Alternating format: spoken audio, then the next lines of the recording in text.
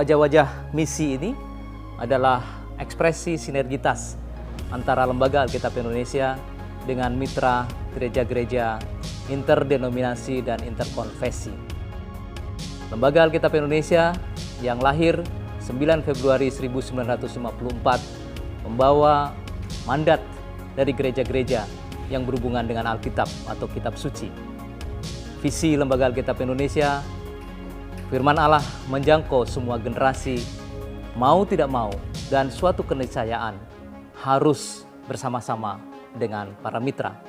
Mitra-mitra Lembaga Alkitab Indonesia antara lain adalah gereja-gereja, lembaga-lembaga Kristen, individu-individu yang punya hati untuk bermisi bersama, lembaga-lembaga usaha, pemerintah daerah dan pemerintah pusat, juga persekutuan internasional. Bersama-sama harus berarak-arakan untuk menghadirkan firman Allah sampai ke ujung bumi. Buku ini sangat mendalam kajiannya dan juga ditampilkan dengan cara yang sangat menarik oleh karena ada ilustrasi-ilustrasi yang sangat-sangat berguna. Dengan membaca buku ini, maka kita bisa belajar tokoh-tokoh Alkitab, tokoh-tokoh Kitab Suci yang mengekspresikan pentingnya misi untuk damai sejahtera dunia. Kiranya buku ini juga akan mendorong kita bersama untuk sungguh-sungguh menghidupi karya kita di dalam rangka bermisi, menghadirkan firman Allah sampai ke ujung bumi. Lembaga Alkitab Indonesia bekerjasama dengan 5 komunitas Katolik di Indonesia menyelenggarakan kegiatan yang dinamakan Bible on the Road. Melalui kegiatan ini kita akan membedah buku wajah-wajah misi untuk menemukan makna dan panggilan misi Allah dalam kehidupan kita. Oleh karena itu, saya mengajak dengan penuh semangat seluruh kaum muda untuk menjadi bagian dari misi Allah dimanapun berada. Terus tingkatkan terobosan dan karya kreatif kaum muda untuk menghadirkan misi Allah sampai kapanpun. Tuhan Yesus memberkati. Salam Alkitab untuk semua.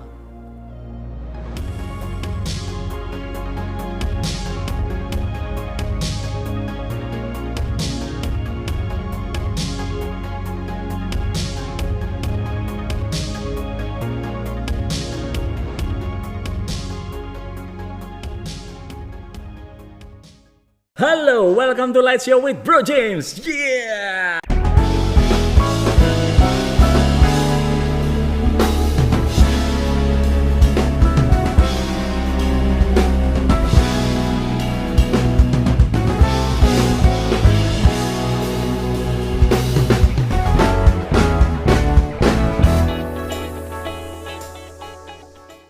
Bagaimana kabar kalian Lighters? Semoga kalian tetap sehat dan tetap semangat ya. Oke, Light Show kali ini sangat-sangat spesial banget nih Lighters, karena kita akan merayakan ulang tahun Light Show yang pertama. Dan Light Show kali ini adalah kolaborasi dengan Lembaga Alkitab Indonesia dalam campaign Bible on the Road. Bible on the Road itu apa sih bro? Ini adalah gerakan kampanye yang diprakarsai LAI bersama 5 komunitas di Jakarta dan salah satunya adalah LOJF. Untuk apa? Untuk mengajak kita semua menjadi Alkitab nyata yang terbuka dan bisa dibaca banyak orang. Artinya ya melalui partisipasi kita banyak orang yang bisa mengalami kasih dan kebaikan Tuhan yang real lewat Alkitab. Yang bisa dibagikan, yang telah dibagikan secara gratis oleh LAI kepada saudara-saudara kita di pelosok tanah air. Nah, Lighters, mungkin kalian pernah lihat ya promosi di IG tentang buku atau tentang bedah buku wajah-wajah misi sebelumnya yang membahas tokoh Ruth, Musa, Maria, dan Paulus. Nah, hari ini adalah final episode nih dari rangkaian Bible on the Road itu, di mana kita akan membahas salah satu tokoh yang inspiratif. Siapa tokohnya? Kita akan bahas bersama narasumber kita. So, mari kita sambut narasumber kita kali ini adalah Brother David dan Sis Yolanda. Shalom Om. Sorry ya bro, mungkin kamu baru pertama kali ini terlibat di acara ini, jadi nggak masalah. Di sini aturannya adalah tidak boleh panggil Om, apalagi Opa, gitu ya, Kakak, Bang, Mas, Ko, nggak boleh. Terus Bro James. Gitu. Bisa diulang? Ya udah, kalau disuruh bohong nggak apa-apa. Bro James. Ini gimana ya? Oke. Saya maafkan ya. Oke, coba silakan coba manggil saya. Shalom Bro James. Asik. Biasa banget. Ini baru bintang tamu. Nanti next episode aku undang Yolanda sendiri ya. Oke. Ya nanti ya, saya pikirkan lagi ya. Semoga tim kreatifnya meng-approve kali ini. Oke, sebelum kita lanjut, gue mau kasih tahu kalian semua bahwa di acara ini ada 3 segmen. Segmen yang pertama light speed. Jadi langsung aja kita ke light speed.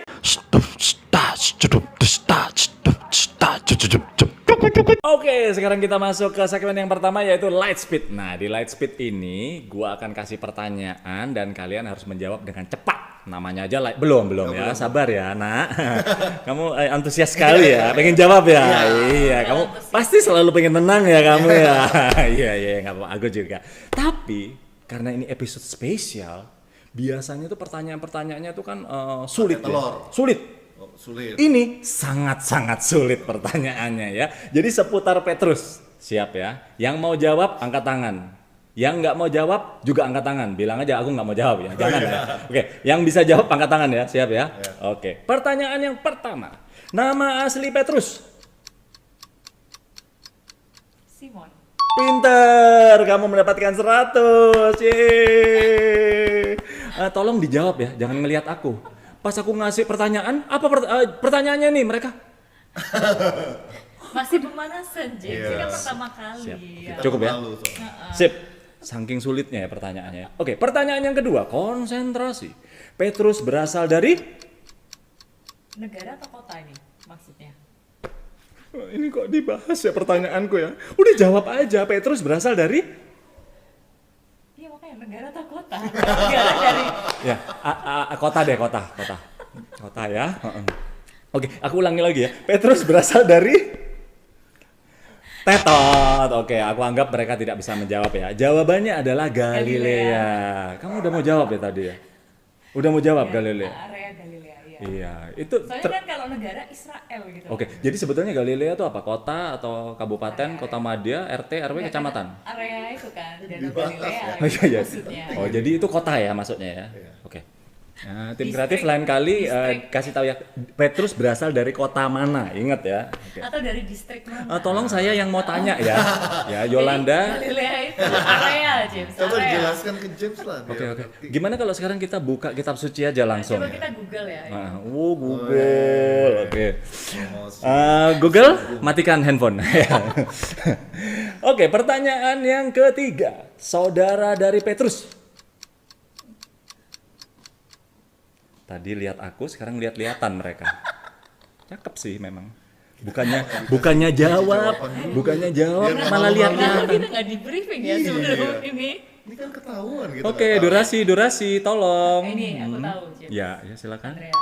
Yeay. Karena dia yang membawa Petrus kan yang ngasih tahu tentang Yesus. Luar biasa. Kelihatan ya. Oke, kelihatan. Oke, pertanyaan berikutnya, konsentrasi, sudah mulai panas nih kayaknya ya, lighters ya. Petrus disalib terbalik pada masa kepemimpinan, Nero. Wah, luar biasa. Luar biasa loh. Gila. Oke, kayaknya aku kasih, ini nggak ada di skrip, tapi aku mau tanya lebih. Nero nama panjangnya siapa?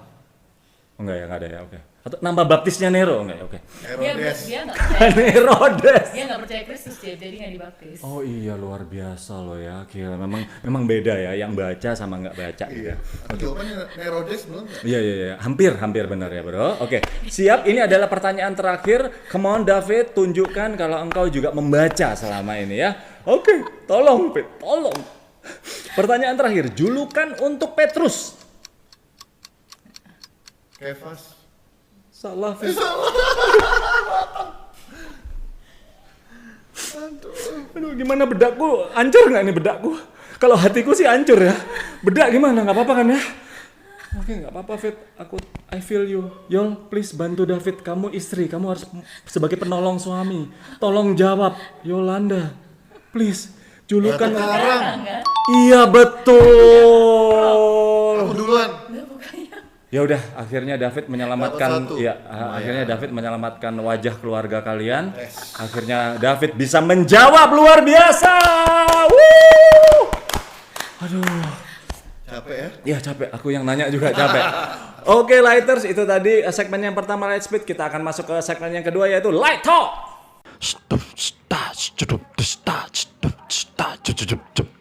Oke, jadi tadi ada kesalahan sedikit ya, biasa ya, slip of tongue, something like that, and I said that apa tadi, Kefas ya, sengaja kan? iya Mau benar, ngerjain David kan? iya gitu. Aku pengen lihat ekspresinya David gitu loh. Ternyata apa? Ketika aku bilang salah, David juga iya salah, padahal benar ya. Jadi Kefas itu nama lain dari batu karang. Oke, aku lempar Kefas nih. Aku lempar batu karang. Oke, ya sebelum kita lanjut ke Light Talk, sebelum lanjut kita ngobrol-ngobrol lebih dalam lagi, kita saksikan tayangan berikut ini tentang komen-komen netizen tentang Petrus. Saksikan tayangan yang berikut ini. Santo Petrus adalah seorang santo yang dipilih oleh Yesus untuk menjadi pemimpin dari gereja. Murid pertama dan nelayan. Petrus adalah murid Yesus yang pertama dan yang tertua. Petrus. Rasul pertama Yesus. Aku tahu. Muridnya Tuhan Yesus. Salah satu murid Yesus. Murid pertama Yesus bukan sih? Santo Petrus itu paus pertama dan Teguh pada imannya. Mengasihi Tuhan. Petrus setia mengikuti Yesus sampai akhir hayatnya. He has a strong will, dia punya kemauan yang besar. Taat sebenarnya berarti beriman, ya kan? dengan taat. Dia itu berani dan sayang Tuhan Yesus. Adalah seorang yang sangat setia kepada keyakinannya. Ya, kita meniru Santo Petrus dengan sikapnya yang yakin akan Yesus Kristus sebagai seorang juru selamat. Bangkit lagi dari keterpurukan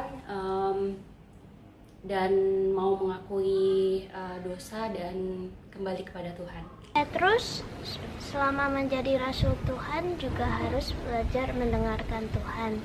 Terus Aiko juga harus belajar dengerin orang tua, soalnya kadang enggak. Mencoba untuk selalu taat pada perintah Tuhan. Dan tetap menjadi pengikut Yesus yang setia. Nah, sekarang kita akan langsung review buku Wajah-Wajah Misi ini. Tentunya lebih detailnya lagi tentang Petrus ya. Jadi kita akan buka halaman tentang Petrus. Halaman tentang Petrus ada di halaman 37 sampai 39. Oke, ini ya. Iya, sip. Kelihatan. Iya, kelihatan. Seperti yang tadi saya katakan, tulisannya besar-besar. Saya suka sekali buku ini. Jadi, gua akan membaca bagian-bagian dari buku ini, guys, ya. Yang sekiranya menarik untuk kita baca, dan gua akan minta komen dari tamu kita yang tercinta ini. Oke, siap ya? Wah, tetap ada pertanyaan nih. Di halaman 38, ya, di halaman 38 ini judulnya Transformasi si Penjala Ikan, ya. Kita lebih mengenal Petrus sebagai rasul utama atau sebagai si penyangkal Yesus yang dijadikan atau sebagai si penyangkal Yesus yang dijadikan paus pertama. Pokoknya dia seorang rasul hebat dan soko guru gereja perdana. Akan tetapi cerita tentang Petrus sebenarnya adalah cerita tentang kegagalan, ya. Para penginjil menampilkannya bukan karena kehebatannya, tapi justru karena kegagalannya. Dengan itu, Petrus menjadi model bagi para murid, misionaris, dan pewarta Injil selanjutnya. Cerita panggilannya itu dari Lukas 5 ayat 1-11 menjadi ilustrasi yang menarik. Pertama, sabda Yesus menantang Simon Petrus di hadapan massa yang membludak di pantai Danau Genesaret. Petrus tentu bangga bahwa Yesus memilih perahunya sebagai mimbar khotbah. Petrus tentu bersiap-siap untuk disalami dan mendapat ucapan profisiat. Sang guru ternyata menyuruh dia untuk bertolak ke tempat yang dalam dan tebarkan jalamu untuk menangkap ikan. Nah, sampai sini kita akan membahas nih ya. Jadi sang guru malah nyuruh tebarkan jalamu untuk menangkap ikan. Petrus, perintah Yesus ini sungguh menantang Petrus. Gimana menurut Bro Ensis? Ini dalam realita kehidupan kita sebagai manusia itu, kadang kita harus dihadapkan pada kegagalan dulu, di mana kita itu nggak bisa mengandalkan kekuatan kita sendiri, sampai kita sadar bahwa ternyata kita itu terbatas dan kita butuh yang namanya sosok Tuhan. Nah, disitulah istilahnya manusia itu melakukan yang natural, yang alami, yang kita bisa lakukan. Sedangkan kalau berbicara mengenai supernatural, nah itu bagiannya Tuhan. Wow, dalam ini ya, soal nelayan, soal laut, dalam banget jawabannya ya. Oke, sekarang aku akan lanjut ke paragraf berikutnya, yaitu bagian pertama ya. Bagian pertama jawaban Petrus ini memperlihatkan pandangan pribadinya ini. Sepanjang malam sudah bekerja keras tetapi tidak menangkap apa-apa. Jawaban Petrus adalah simbol jawaban-jawaban para misionaris dan pemberita Injil selanjutnya, termasuk Anda dan saya. Nah, ini nih Bro and Sis ya. Jadi jawaban Petrus ini kan kebanyakan para misionaris, para pelayan Tuhan dan lain sebagainya pasti juga pernah merasakan kegagalan ya. Bagaimana nih tanggapan Yolanda deh kali ini? Sebagai pemimpin di LOJF, pemimpin di komunitas ini, apakah juga pernah merasakan kegagalan dan bagaimana pendampingan Tuhan ketika kamu mengalami itu? Sering ya, James, kita sering ya? kegagalan. Apalagi dalam kalau tadi kan konteksnya misi ya, dalam menjalankan misi. Nah, dalam komunitas itu pasti banyak lika-likunya ya, dan banyak momen dimana kita tuh merasa gagal. Tapi seringkali dan berulang kali Tuhan tuh mengajarkan apa yang gagal di mata manusia itu adalah bagian dari rencana Tuhan yang indah. Contohnya misalnya seperti ini, waktu beberapa tahun yang lalu itu kan kita memulai ministry untuk anak-anak, kids ministry, Awesome Kids ya. Waktu itu kita belum ada level tuh, belum ada Awesome Kids, belum ada untuk yang Stars Club yang kelas 4-6, belum ada lead yang untuk SMP SMA, belum ada sama sekali. Jadi benar-benar untuk kids. Nah, kita itu memang sekumpulan orang-orang yang nggak tahu apa-apa, tapi mau gitu. Dan kemudian kan ada beberapa teman yang guru TK, terus kita ajak, terus kita memulai. Nah, itu susah awalnya. Bayangkan jumlah gurunya lebih banyak dari jumlah anaknya.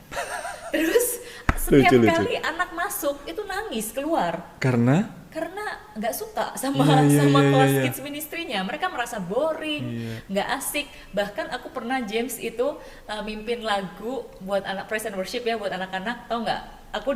Ada satu anak kelas 3 SD angkat tangan. Miss, it's so boring. Wow. Langsung di depan mata. Wow. Terus ada salah satu teman kita, guru sekolah minggu tuh, dia tuh sedih banget. Dia tuh sampai kayak merasa gagal dalam pelayanan karena dia tuh ke WC cuci tangan kan setelah selesai kita persekutuan doa. FIS ya, persekutuan doa kita. And then yang terjadi adalah ada mama-mama yang lagi ngerumpi di kamar mandi.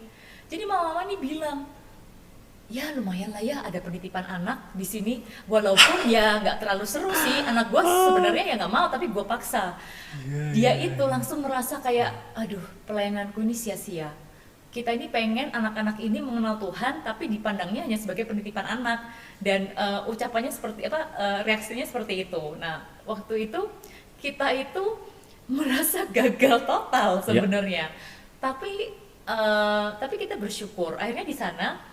Kita tuh kumpulin yang tetap mau ya dan komit ya, ada beberapa yang karena mereka heartbroken terus nggak mau pelayanan lagi gitu. Terus kita bilang ya udah, kita doa, yuk kita coba introspeksi, mungkin memang kita harus belajar. Dan dari sana kita berdoa dan kita bersyukur ada salah satu teman kita tuh yang kasih kekuatan. Dia bilang mau berapapun anak yang datang itu adalah titipan Tuhan. Dan terus orang ini bilang bahwa ya let's upgrade. Yang penting itu kita punya kerinduan, itu udah satu hal, jangan menyerah, dia bilang. Dan kemudian entah gimana caranya kita tuh berdoa terus, dan tiba-tiba kita itu ada salah seorang ibu dari muridnya Kids Ministry ini itu datang ngasih kita suatu phone number seseorang di Surabaya. Dia bilang, kamu coba belajar, siapa tahu orang ini bisa bantu, ini saudaraku, dia bilang gitu, temannya saudaranya, sempat nomor telepon itu aku biarin selama setengah tahun, karena aku merasa ya kayaknya percuma ya, kita selama ini udah baca buku, kita nanya-nanya ke kanan kiri, kok kayaknya tuh kita juga tetap kayak gini-gini terus gitu loh, kids ministry-nya. Tapi terus temanku ini si ibu ini follow up lagi 6 bulan kemudian, kata saudaraku kok belum ditelepon ya nomor itu. Wah, akhirnya aku tuh kontak, tapi karena awalnya aku merasa nggak enak.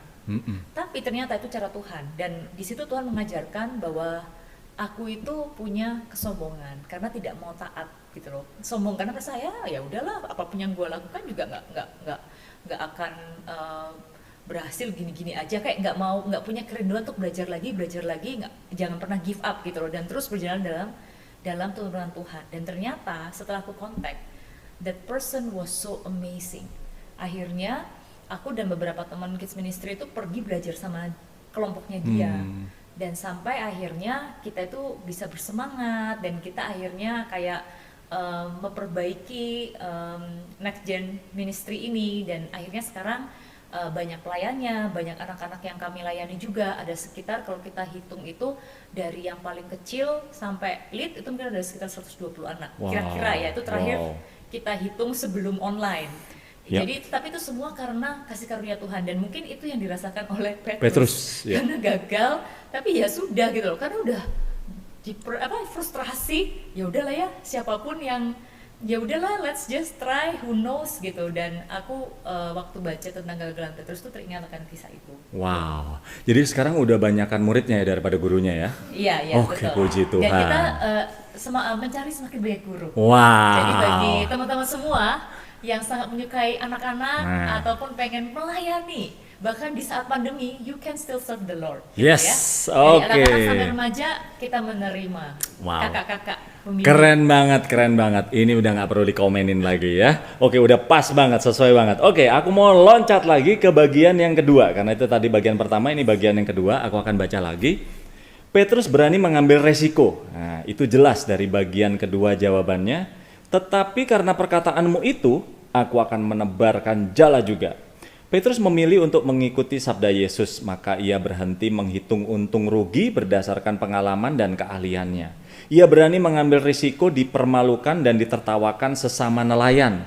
Misionaris dan pemberita Injil tidak perlu selalu mengandalkan kalkulasi nalar, tapi harus berani melampaui kepastian dan jaminan akal sehat. Wah, mantap nih ya.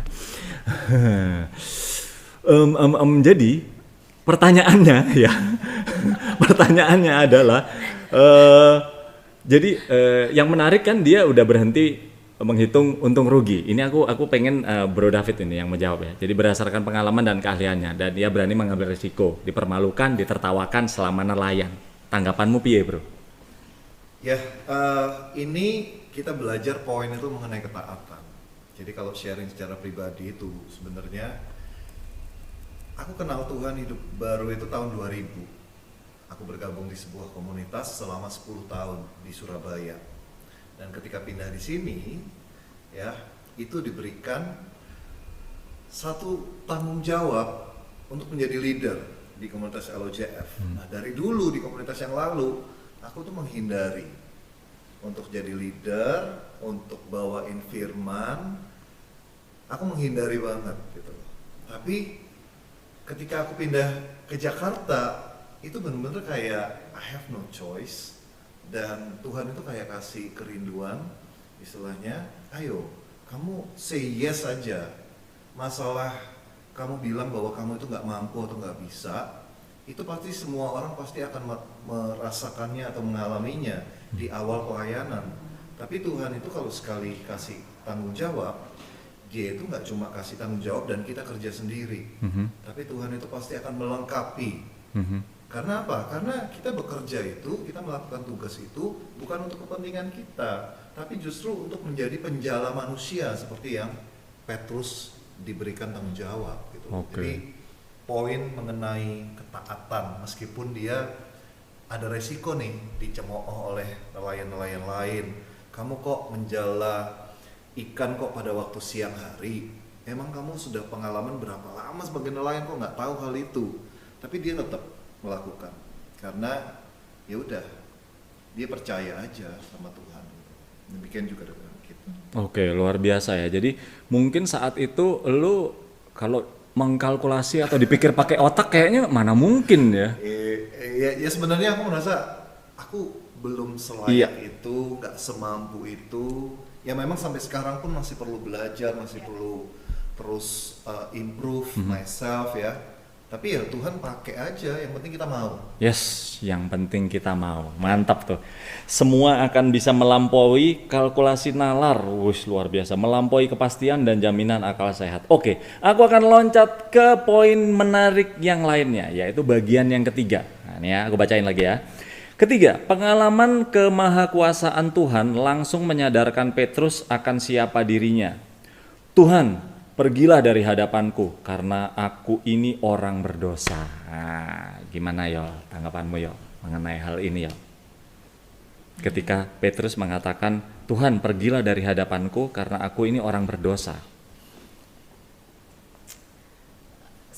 Ya, apa ya, menurut aku Petrus katakan itu is very human ya, normal. Kayak seringkali banyak dari kita juga merasa seperti itu kan. Ya, merasa nggak layak, merasa berdosa. Ya, merasa berdosa. We feel like kayak aduh hidup gue ini penuh kegagalan. Atau mungkin kita kadang merasa gue udah berdosa atau bersalah sama Tuhan, sehingga kita merasa kayak nggak layak to meet Him gitu, nggak layak untuk bisa mempunyai hubungan dengan Tuhan yang baik gitu. So menurut aku wajar sikap Petrus, bahkan aku dan banyak orang mungkin juga sering merasakan seperti ini gitu. Tapi kita belajar ya bahwa Tuhan itu selalu mengundang kita no matter what. Kayak Tuhan selalu membuka hati, tangannya buat kita to accept us as His son or daughter of God gitu. Jadi sebetulnya masih nyambung sama poin yang tadi ya, seperti yang David juga katakan, yang penting kita mau, jadi nggak usah mikirin kita layak apa enggak, yang penting kita mau, kita taat, Tuhan pasti akan melengkapi, Tuhan akan memperlengkapi kita sehingga kita bisa melakukan misi yang sudah Dia tetapkan untuk kita ya. Ya karena sebenarnya ya pokoknya taat, jalan aja, karena dari setiap dari kita tuh pasti ada, maksudnya pasti ada kegagalan dalam hidup kita, pasti ada dosa di dalam diri kita.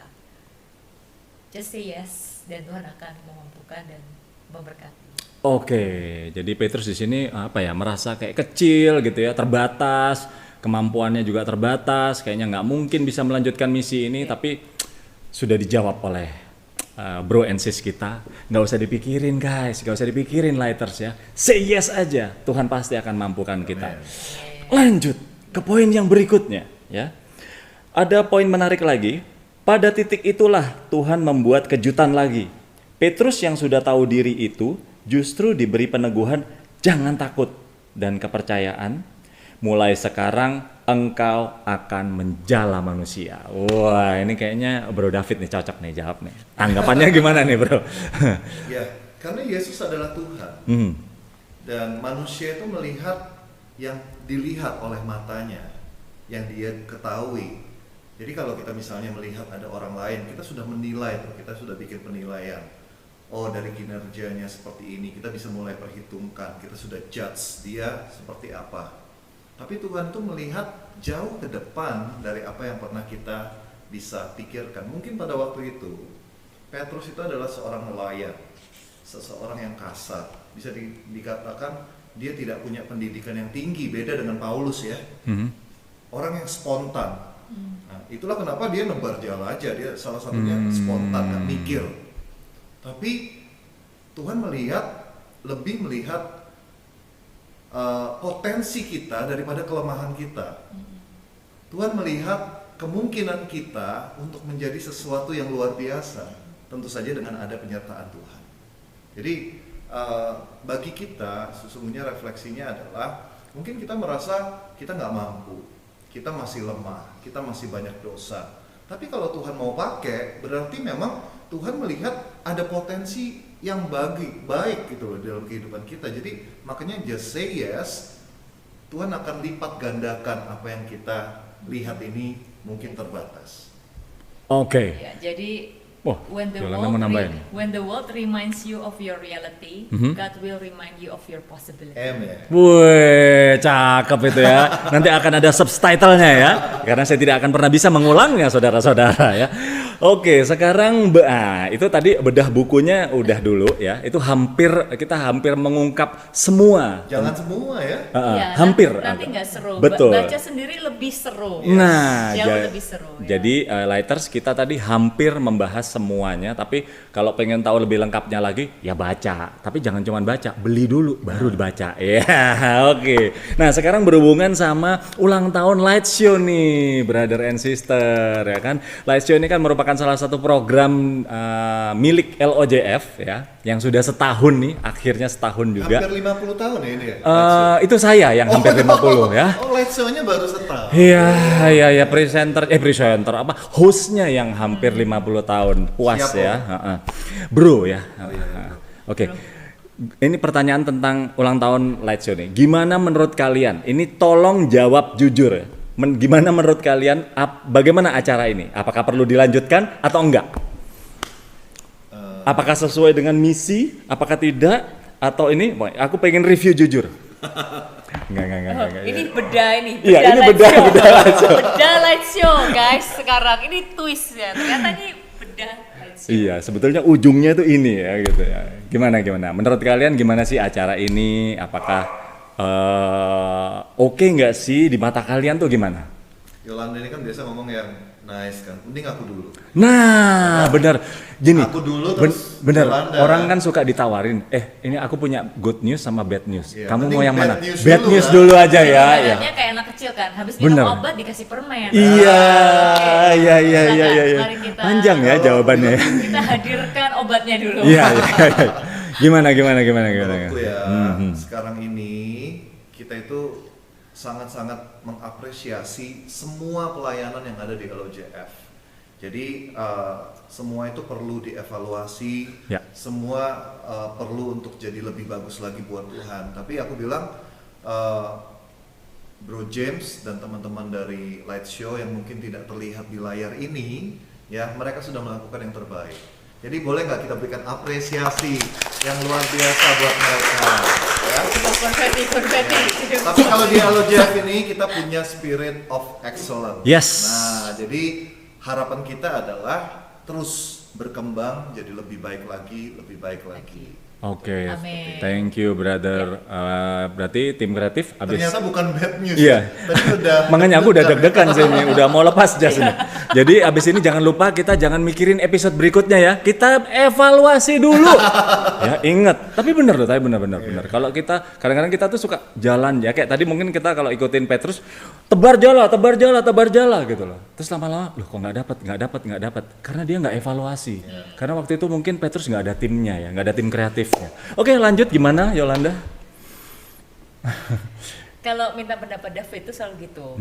Dia ini seperti seorang achievement father. Apa maksudnya? Dipuji, oke bagus, tapi dilepas. Spirit of excellence lebih baik lagi ya ke depan. Oke. Jadi kamu pengen kipas-kipas itu terus harus kerja lagi gitu.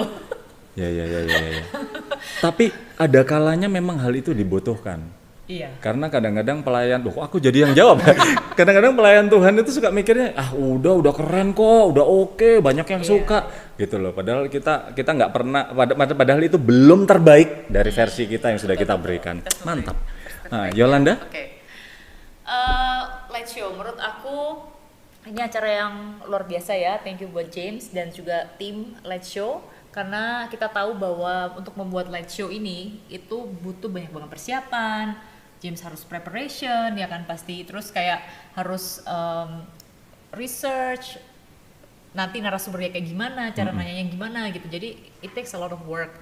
Jadi thank you banget buat tim Light Show, buat James juga. Dan menurut aku Light Show ini bagus karena sesuai dengan misi dari LOJF ini dan values. Karena kan kita tuh pengen to create the disciples of Christ. Caranya dengan memperkenalkan kasih Tuhan lewat cara-cara yang relevan. Nah, talk show yang ringan seperti ini kan mungkin buat banyak orang itu lebih mudah untuk dicerna dan juga lebih enjoyable gitu. Jadi sukses terus dan terus berikan yang terbaik buat Tuhan. Buat Amin. Yeay, menyenangkan sekali jawabannya ya. Oke Lighters, kita akan masuk ke segmen yang berikutnya. Segmen yang seru banget, jangan kemana-mana dulu ya. Karena kita akan men-challenge narasumber kita. Challenge-nya kayak apa? Nantikan di Light Challenge. Oke, sekarang kita masuk ke segmen yang terakhir, yaitu segmen Light Challenge. Dimana di segmen ini gua akan men-challenge narasumber gua, bintang tamu kita kali ini. Gua akan suruh mereka mempromosikan buku Wajah-Wajah Misi ini, tapi dengan gerakan ala TikTok. Aduh, ini sangat-sangat aku nantikan dan aku rindukan selama ini melihat Bro David dan Sis Yolanda dengan kolaborasi dan pokoknya gitu dah. Aku speechless kali ini ya. Jadi kalian harus mempromosikan buku ini dengan gerakan. Siap? Oke, siap. Kita bulan depan hijack aja live show-nya. Kita yang interview kita James balas gimana? kan ya. Iya kan? Oke, itu nanti tergantung dari hasil evaluasi tim kreatif dan kita ya. Bagi teman-teman yang setuju kita Langsung hijack live show, silakan komen saat ini juga. Kita yang akan kita balas interview James. Gimana? Setuju? Kasih itu gak membalas.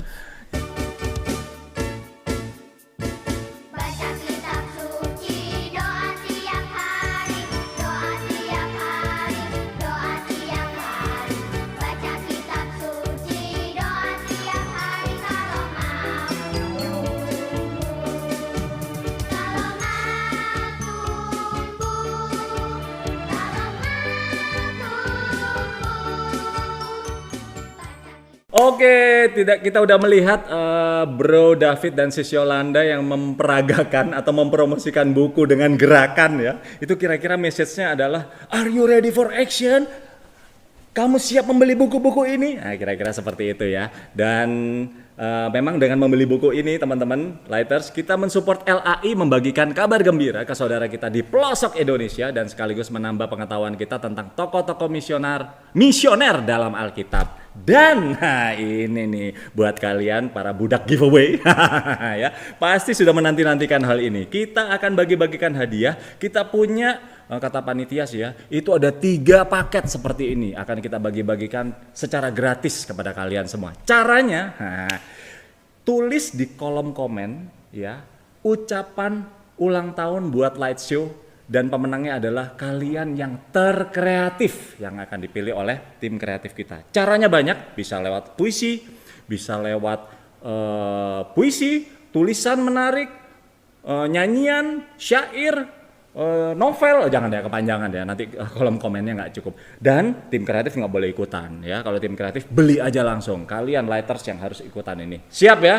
Siap. Oke, Lighters, itu tadi episode kita kali ini sangat-sangat spesial sekali. Dan semoga dari narasumber kita dan dari bedah buku kita bisa mendapatkan inspirasi bahwa kita sudah mendapatkan misi yang sudah ditetapkan Tuhan dalam setiap kehidupan kita. Dan seperti biasa ada satu pesan dari Bro James.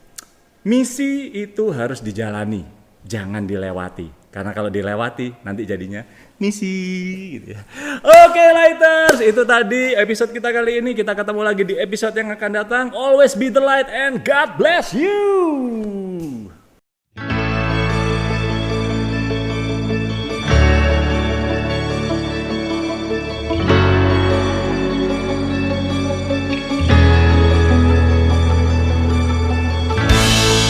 Selamat pagi Bu. Selamat pagi. Pesanannya 5 buku Wajah-Wajah Misi Bu ya.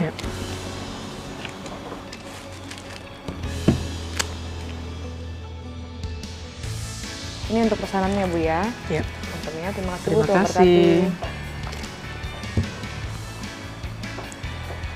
Sahabat Alkitab, bermisi adalah panggilan kita bersama. Dengan membeli buku Wajah-Wajah Misi, kita telah turut mendukung kegiatan misi dan pelayanan Lembaga Alkitab Indonesia untuk menyebarkan kabar baik bagi umat Kristen yang ada di pelosok tanah air.